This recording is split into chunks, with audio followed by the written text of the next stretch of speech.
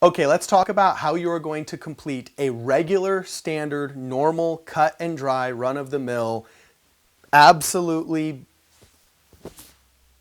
just everyday spray jockey residential service.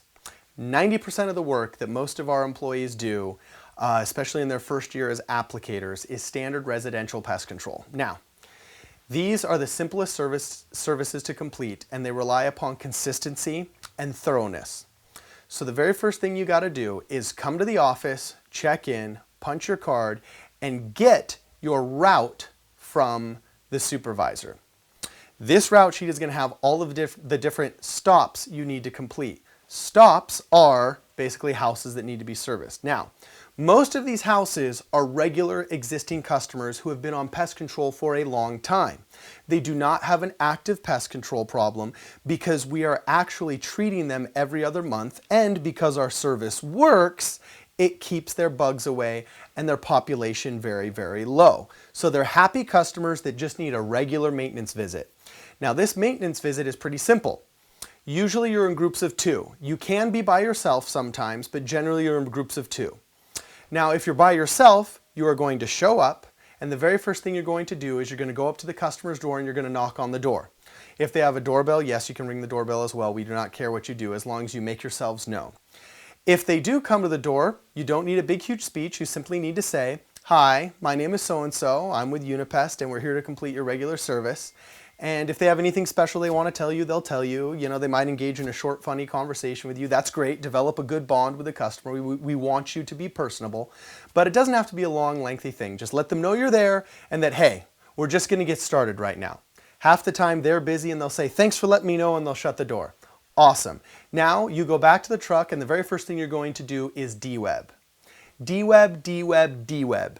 Even customers that have been on pest control for years manage to get spiders. Spiders balloon in from nowhere. They come from a football field down the street. They can get in houses in the most amazing ways. So just make sure you de-web very thoroughly around the whole entire house. Sometimes you will be tempted when you first pull up and don't see webs to skip that, but do not. It's one of the only things customers can tell you did when they come home, especially if they weren't there because they don't see you spraying. So make sure you de-web thoroughly.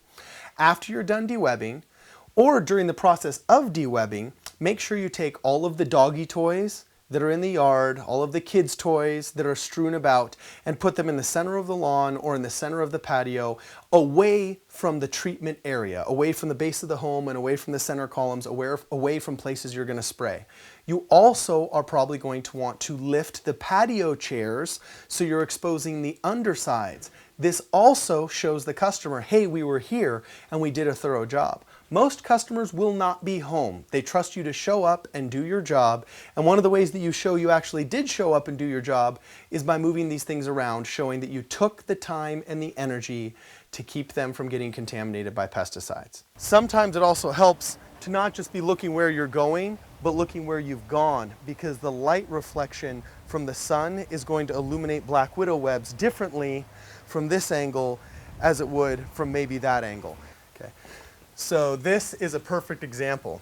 Earlier in the video when I was de-webbing this house, I was standing right by this web and I didn't see it.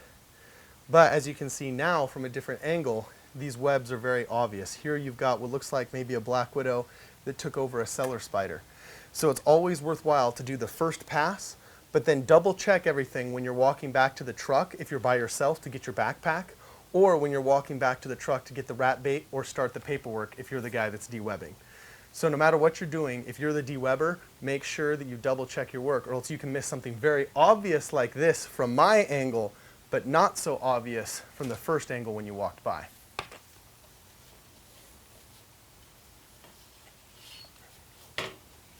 Then, after you've done that process and you've de-webbed, you go back to the truck, you mix your chemical in your hand applicator, in your backpack sprayer, or if you're using granules, you grab your granular jug. No matter what, you take that and then you begin doing the application. Once you've done the application thoroughly, then all you have to do is go back to the truck and complete the paperwork.